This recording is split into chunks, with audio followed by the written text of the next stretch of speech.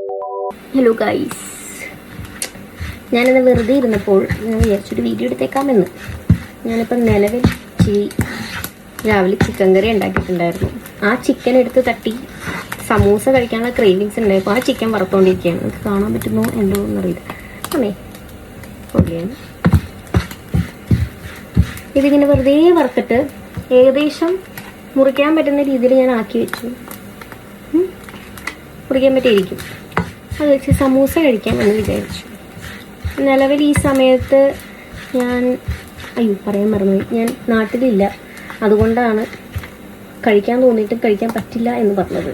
അത് ഞാൻ പറയാൻ മറന്നു. എന്തായാലും നിലവിലിവിടെ ന്യൂസിലൻഡിലാണ്, നോർത്ത് ഐലൻഡിലാണ്, റൊട്രുവാൻ എന്ന് പറയുന്നൊരു സ്ഥലത്താണ്. ഇവിടെ ഏകദേശം ഒരു 8:30 ആ ഒരു ടൈമൊക്കെ ആകുമ്പോൾ അത്യാവശ്യ കടകളൊക്കെ പൊട്ടും.